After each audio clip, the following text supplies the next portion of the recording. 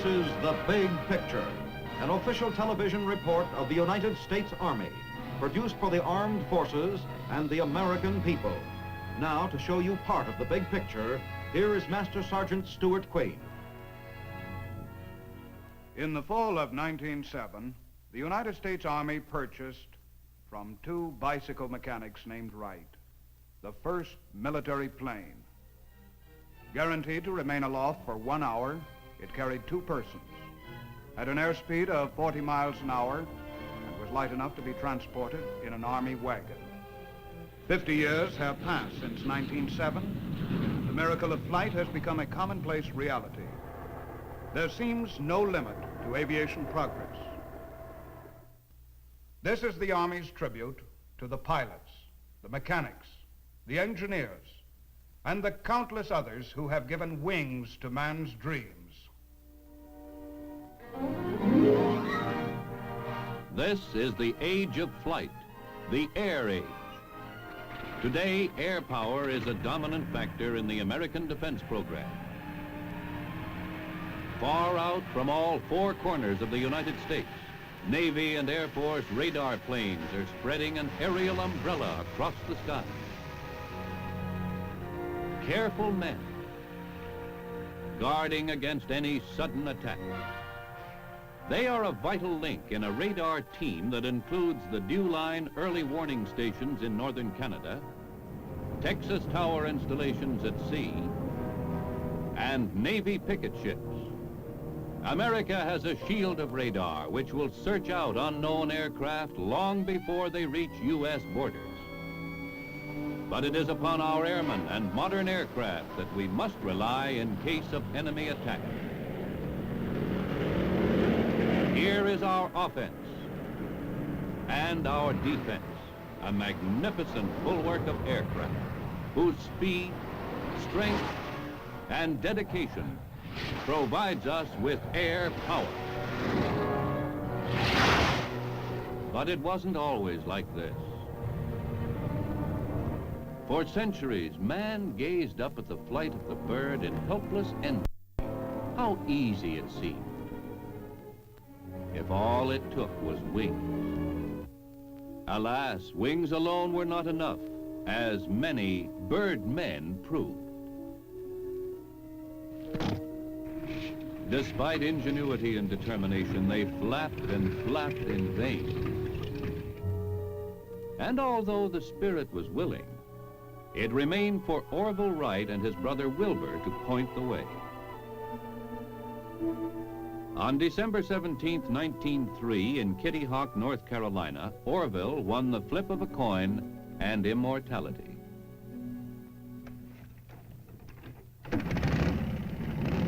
With 2 bounces, he was in the air, where he hovered for 12 seconds at 31 miles an hour, covering 120 feet. But there were other early flying machines, some that taxied and some that hopped, some that didn't do much of anything, and some that, hey, watch out there! In 1907, the Army recognized the potential of aviation, and in 1909, it purchased the first military plane. The U.S. Army Air Service was founded under the supervision of the Chief Signal Officer. Early Army pilots were assigned the task of testing and improving the piano wire and canvas airships. They flew test after test. Not all of the flights were successful. The first man to die in a plane crash was an Army lieutenant. Now, planes were getting bigger.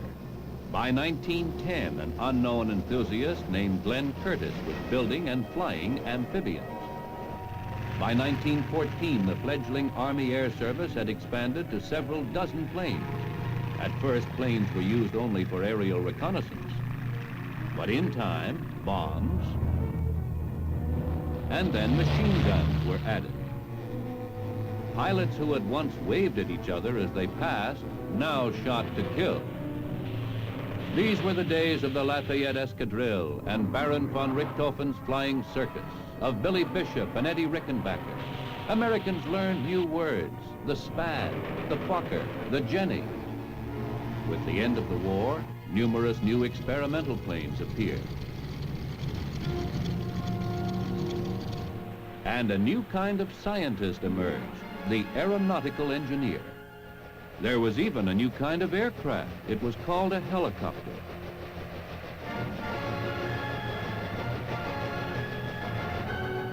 By the middle 20s, there seemed no doubt that the helicopter would fly. The only question was, in which direction?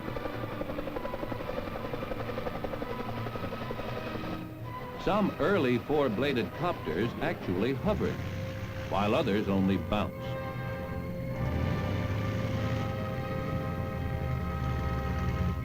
Before long, however, there was evidence enough that the helicopter was here to stay. Now man was finding first one method and then another of flying where for thousands of years he had been able to do little more than watch the birds and dream. These were the days of the stunt pilots. The barnstormers. When the thrill of seeing a parachute open was new. Records were being broken. Alcock and Brown became the first to conquer the Atlantic. Then, a few years later, a small Ryan monoplane, the Spirit of St. Louis, soloed the Atlantic and captured the imagination of the world. Meanwhile, the Army was flying the males. In all weather, around the clock. And Army test pilots were stunting and looping in new, improved biplanes.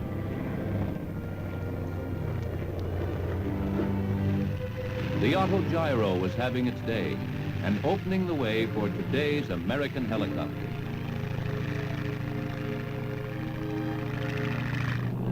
Commercial aviation was developing. Gasoline octane ratings were going up. Passengers were now carried on regularly scheduled flights. This luxurious airliner of the early 30s carried 8. Some people even thought commercial aviation had a future. By the late 30s, however, the biplane had almost completely disappeared. The Army Air Service given way to the United States Army Air Corps, and although hard-pressed for funds, had developed the nucleus of a modern Air Force. But it was only after Pearl Harbor that America's factories started rolling in earnest. Now we needed planes not by the thousands, but by the tens of thousands. First and foremost was the B-17, the world-famous flying fortress. She packed a wallop.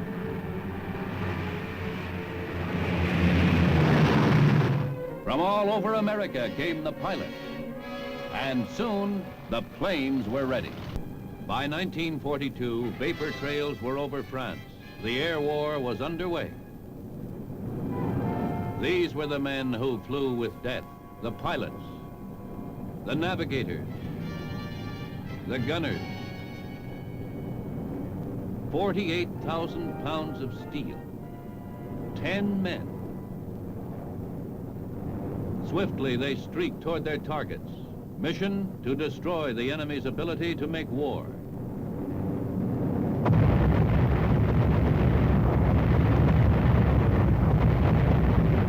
That was their job. And they did it. A plane is a beautiful thing. 10 men's lives are beautiful. A bomber going down is not.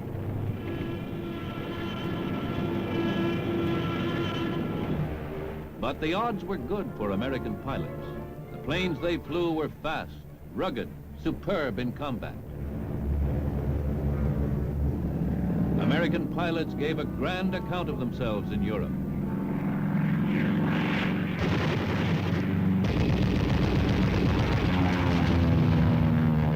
They drove the enemy from the air. And escapes like this were few. low-altitude strafing,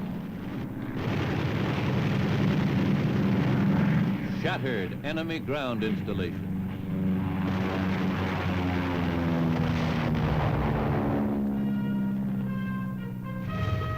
Remember the Memphis Belle? The celebrated lady from Tennessee survived many a perilous assignment, returning home scarred, but happy and proud to be back.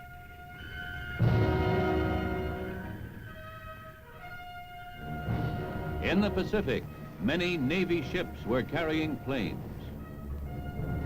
Courageous Navy pilots mastered early catapult launching devices, and aboard aircraft carriers they overcame an additional hazard, a rolling landing field.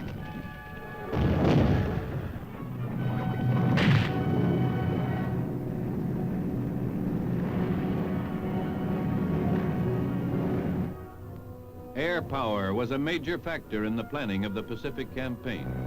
These tough fighters outfought the best the Japanese had to offer. They spearheaded the island-hopping Allied forces across the Pacific as the war moved closer and closer to the Japanese homeland.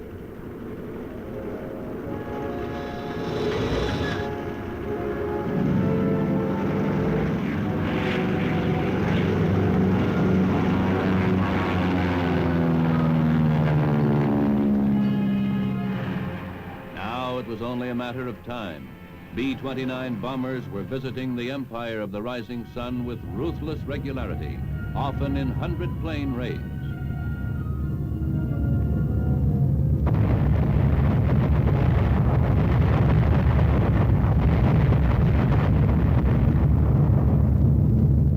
But it took only one B-29, the Enola Gay, to close that chapter in human history.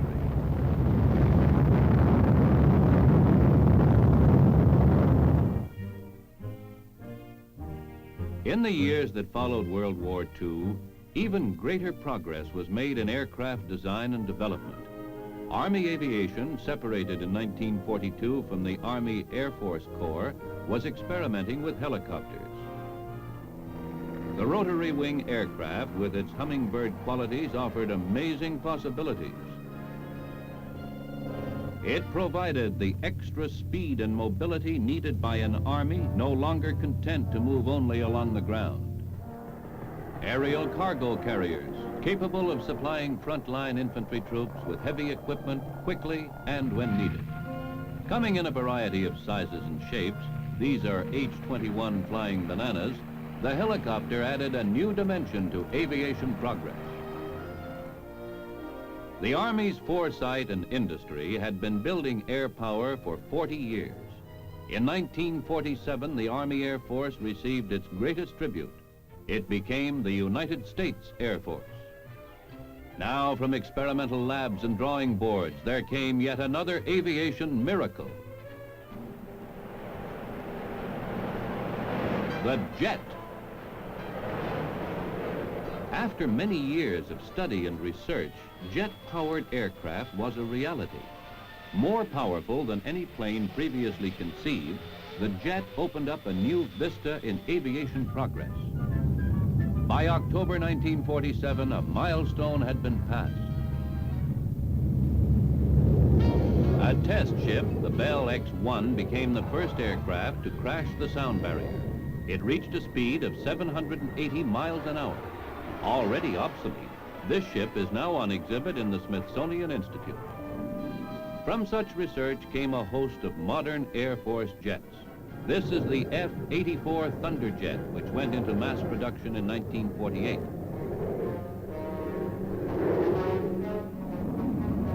One of the earliest jet fighters, it was also one of the best.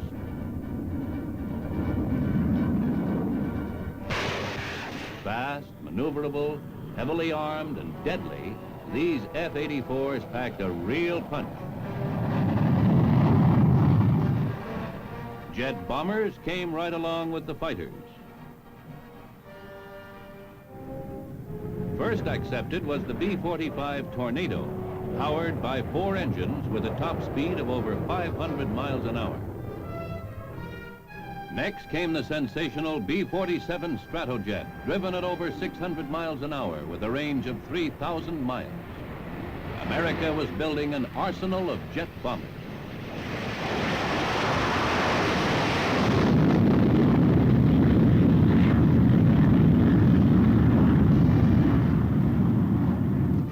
One of the most unusual test planes was the B-49 Flying Wing. Of a completely different aeronautical design, it did away with the conventional fuselage and tail in this radical experiment.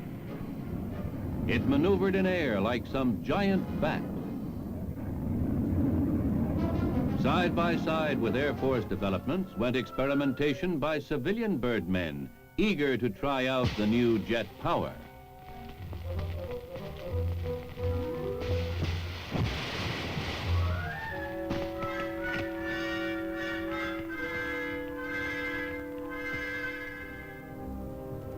But it remained for Korea to demonstrate the real value of America's jet aircraft.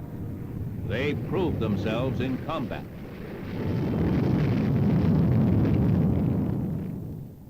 Squadrons of recon bombers were able to fly almost unmolested over enemy territory.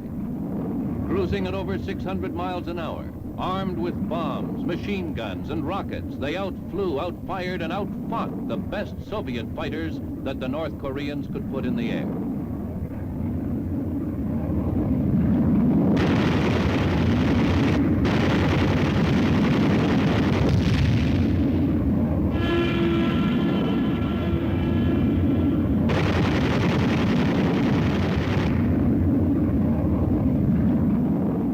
Carrying up to 32 5-inch rockets,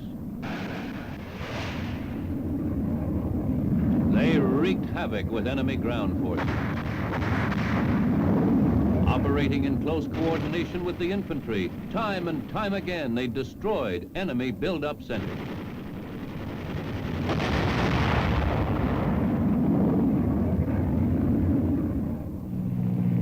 In this operation, the Air Force was not alone. Navy and Marine pilots flew many of the sorties flown in Korea by American forces.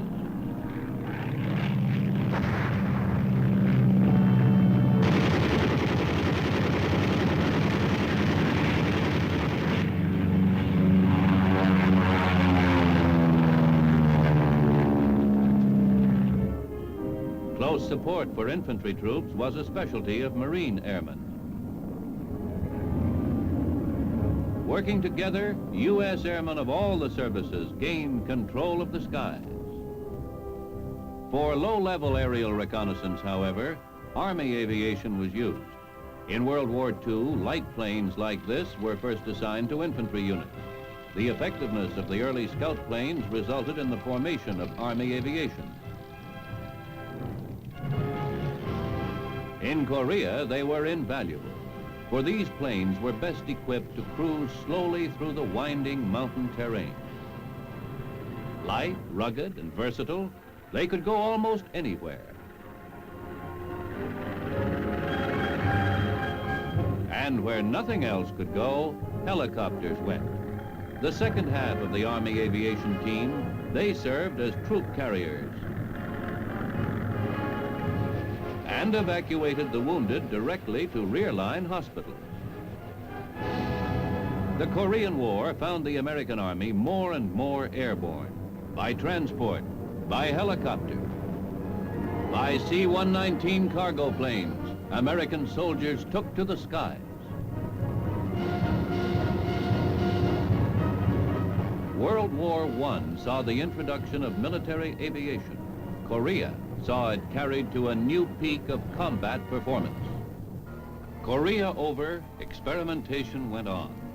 The H-37 helicopter and the L-17 Navion were added to Army aviation.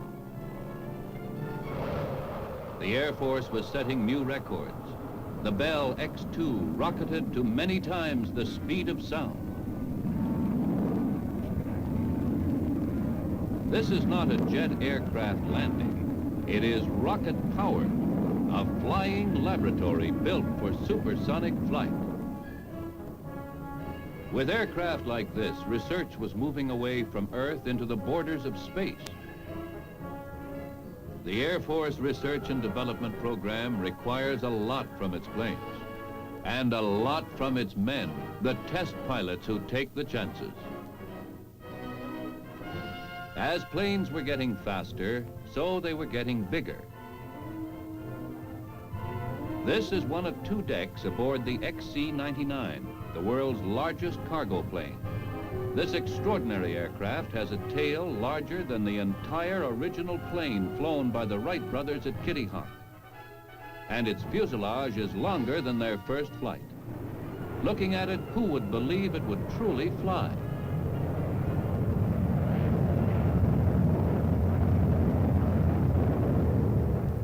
But it does. And with a range of 8,000 miles, it can carry 50 tons of cargo or 400 fully equipped infantrymen. Despite its size, however, it requires only a 5-man crew. The 6 engines push it forward at over 300 miles an hour. In recent years, the Air Force has brought out even newer jet aircraft. The swept-wing F-100 Super Sabre, unveiled in 1953, was the first of the supersonic fighters. Fighters capable of operating regularly above the speed of sound. Newest of these supersonic jets is the F-104 Starfighter. Known as the missile with the man in it, it made its debut in 1954. This fantastic fighter flies more than 1,000 miles per hour.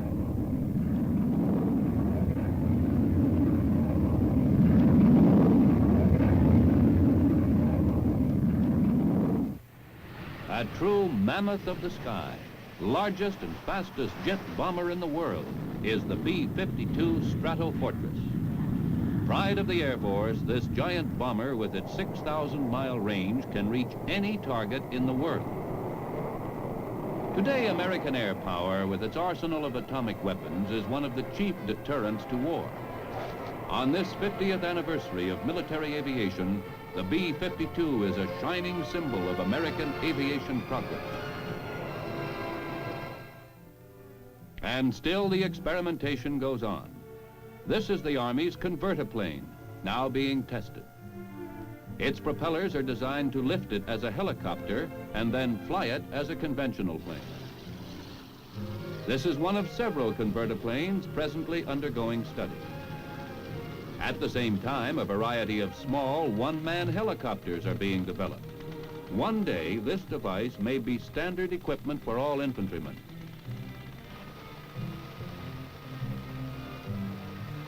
It has passed all tests to date with flying colors. Here's another version of the same idea. The Army, the Navy, the Air Force, all 3 services are experimenting in this area.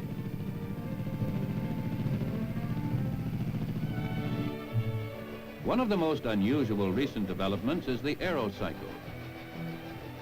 Similar in concept, the flying platform is another recent innovation. The operator is standing directly above 2 revolving ducted fans. He is literally standing on a column of air, an astonishing new principle of flight. One unique flying machine is the Navy's Aerodyne. It sucks in air, speeds it up, and then blasts it out the bottom. Another way of riding on a column of air. Exactly where the future will take us, no one knows. But Army scientists predict an aerial jeep using the principle of ducted fans and an aerial assault vehicle. Within the next few years, these drawings will become realities. But in the years since World War II, perhaps the single most important research program has been in the field of rockets and missiles. Here may very well lie the future of air defense. For once perfected, rockets and missiles may offer a far better defense against enemy aircraft than exists today. And long-range intercontinental ballistic missiles may replace today's long-range aircraft. At the present time, the greatest armament race in history is being conducted for space superiority. While the time has not yet arrived to phase out all fighting aircraft and replace them with rockets and missiles, already the three services have adopted numerous small weapons of this sort. The Army has an integrated team of rockets and guided missiles. There is the Dart.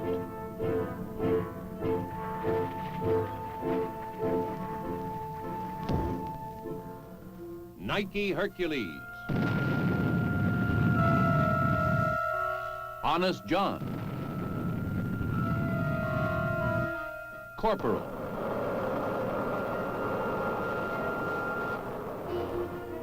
And the giant Redstone.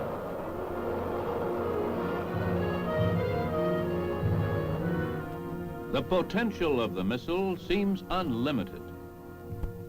Already we have submarines and cruisers equipped for missile launching.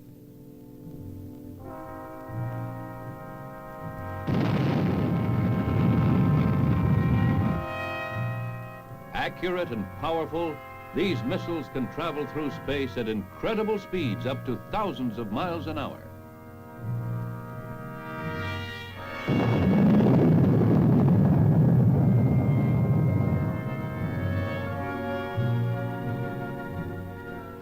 One day, missiles in many sizes and shapes may replace conventional air defenses.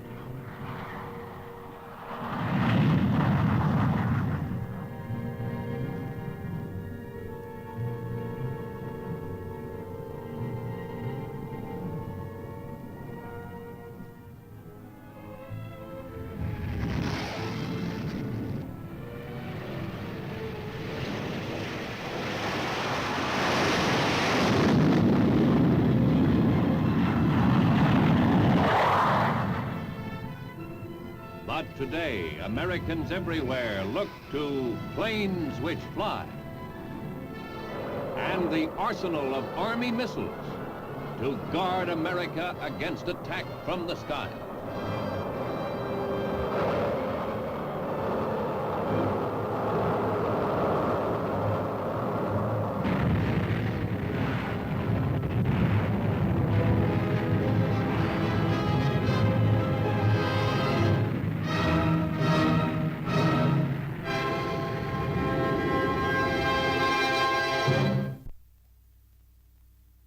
In a short half-century, America has built its air power second to none in the Naval Air Arm, the Marine Corps, the Air Force, and the Army. The big picture has paid tribute to the courage, tenacity, and skill of the men and women who have served the nation through 50 years of military aviation. And on this anniversary, the Army salutes its sister service, the United States Air Force. Now, this is your host, Sergeant Stuart Queen.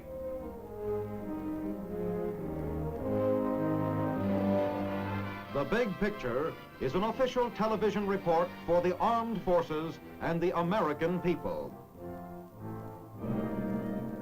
Produced by the Army Pictorial Center.